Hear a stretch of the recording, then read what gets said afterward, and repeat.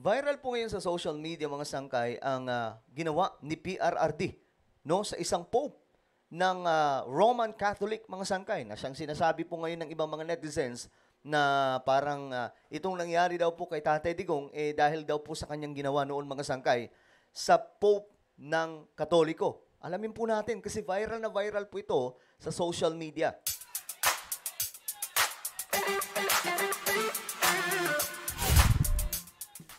Yo guys, what's up? This is me, Sangkay Janjan. At eto na nga mga sangkay, medyo controversial ito ngayon, itong ating pag-uusapan dahil nga po, alam nyo, mayroon po kasing statement si PRRD noon, nakalat po ngayon. No? Isang statement na kapag ikaw ay miyembro ng Catholic ay talagang kikilabutan ka.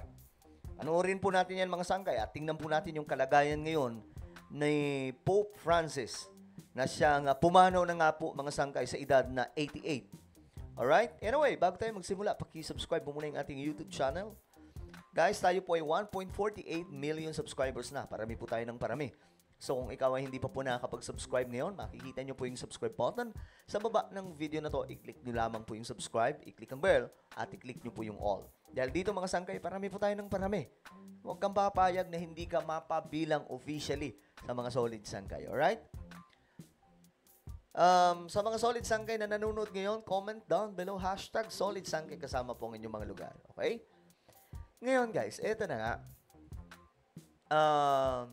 Ito po yung kalagayan. Mamaya titingnan po natin ang video na yon, itong viral patungkol po kay PRRD. Pero ito po yung kalagayan ngayon ni Pope Francis. Ito po mga sangkay yung kanyang katawan po mismo. Ayan, makikita ninyo.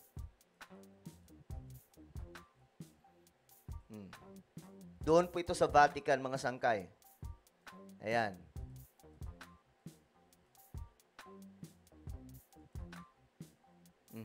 So, ito po mismo yan. Ngayon, yung kanyang opisina o kanya mismong tinitirahan doon sa Vatican ay kinandado na. Ayan po, makikita po ninyo. Sabi dito, isinara na at sinilyuhan ang tirahan o ang pinto ng tirahan mga sangkay ni Santo Papa Francis. Ito, tingnan po natin.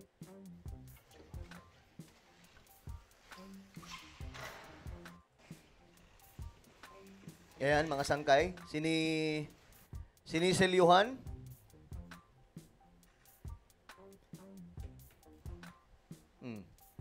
So, ang kasama po dito mga sangkay, ayon po sa balita, ito po ay si Cardinal Kevin Farrell, Cardinal Pietro Parolin, at Archbishop Edgar Peña para.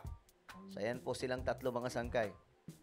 Sinilyuhan na, nang ibig sabihin, mukhang ito na yung final stage talaga ni Pope Francis.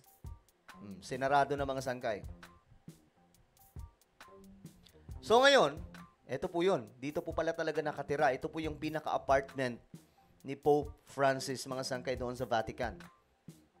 Yung last appearance ni Pope Francis, ito mga sangkay, medyo kinilabutan po talaga ako. Ayan. Nung Easter Sunday po ito.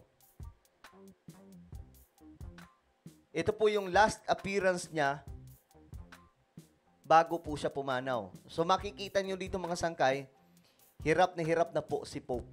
Yan po. Kita nyo ba mga sangkay? Na kung napanood nyo po yung video mga sangkay, makikita nyo na talagang nakakakilabot kasi hirap na po talaga siya magsalita. Tapos yung mata nga po niya, hindi na po niya maibuka ng maayos. Talagang 88 years old, no? Nakaramdam na po talaga siya ng katandaan. No, ayan. Ito yung sinasabi ko mga sangkay na medyo kinilabutan ako nung nakita ko kasi ano na siya, hirap na po talaga. Hirap na po si Pope Francis dito. Nung Easter Sunday po ito, pero pinilit pong lumabas para lamang po kumaway at magbigay ng mensahe mga sangkay sa balcony ng Vatican. Ayan. Ito po mismo yan. Grabe.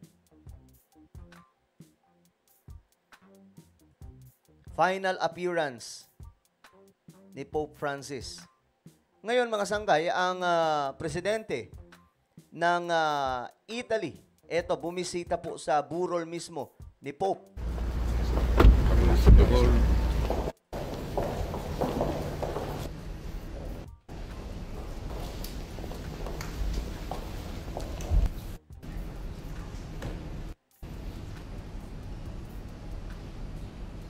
Ganyan pala mga sangkay, no?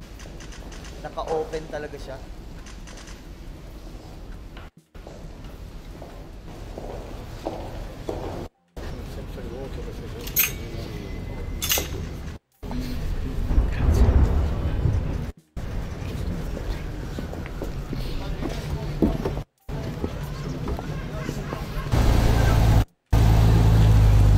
Okay. So, yan yung mga latest update kay Pope Francis. At ayon nga po sa balita mga sangkay, siya po ay pumanaw. Ang dahilan ay dahil po mga sangkay sa stroke. Okay? Yun daw po yung pinaka-dahilan mga sangkay. Ayan po. Pope Francis, 88, nung siya po ay pumanaw. At ang dahilan ay stroke na humantong sa pagkakakoma at nagkaroon din po ng heart failure mga sangkay na humantong sa talagang namang hindi magandang pangyayari mga sangkay. At ayun, siya po ay pumanaw. Ngayon, isa po sa kumakalat ngayon sa social media, itong kay PRRD. Ayan. Na kung saan, ito po ay joke eh. Kayo na po bahala humusga mga sangkay kung ano po ang inyong opinion dyan. Ano po ang inyong masasabi dyan. Ito po ay kumakalat ngayon eh. Nag-joke daw po si PRRD. Ito yung joke niya mga sangkay sa Pope. 5 oras? Sabi ko, bakit? Sabi na sirado na ang... Sino dadating? Si Pope. Gusto ko tawagan na. Pope, putang ina ka, umuwi ka na.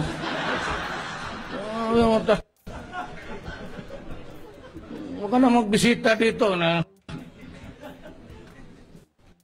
5 oras. So, ang sinasabi po dito, 5 oras na daw po si PRRD, mga sangkay, nata-traffic. Hindi ko alam kung sinong tinutukoy niya ditong Pope, mga sangkay, pero si Pope Francis, matagal na rin po, no? 2013 pa po, mga sangkay. Wala pa po siya sa pagkapangulo, nandyan na po si Pope Francis. Ngayon, mga sangkay, ang sabi po dito, na traffic daw po siya. Tapos, sobrang traffic.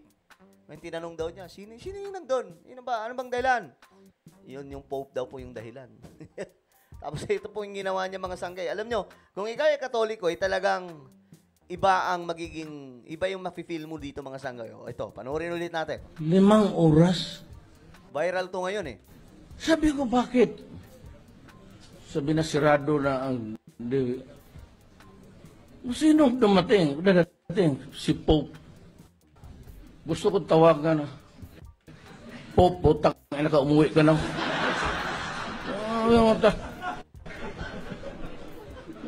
Huwag ka na magbisita dito na...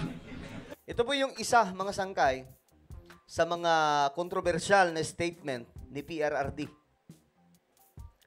Noon, mga sangkay.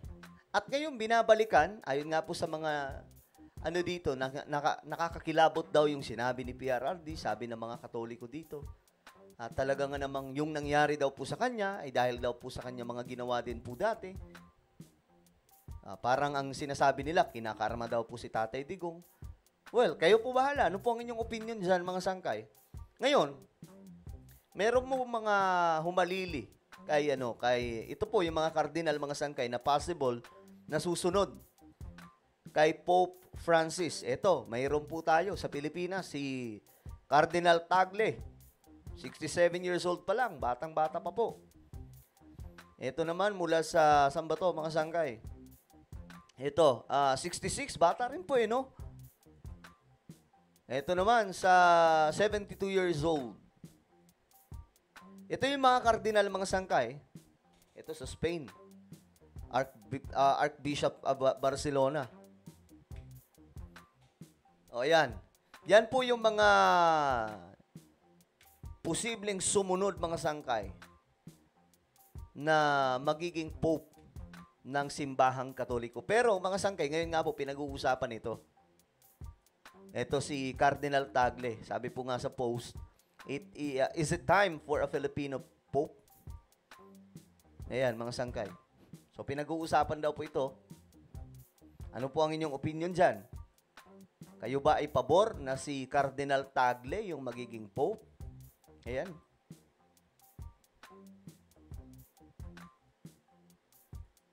So, mga sangkay, ano po ang inyong opinion? Just comment down below. Anong inyong opinion sa naging statement dito ni PRRD noon? Na minura po yung pope? Kalat-kalat po kasi ito sa social media ngayon. Ang dami pong nagre-re-upload, mga sangkay. Well, nangyari na ang nangyari. Ano po ang inyong masasabi dyan? Comment down below. Meron po tayong YouTube channel, Sangkay Revelation. Hanapin nyo po ito sa YouTube. Kapag nakita nyo na, i-click nyo po yung subscribe, i-click ang bell, at i-click nyo po yung all. Ako na po ay magpapaalam. Mag-iingat pong lahat. God bless everyone.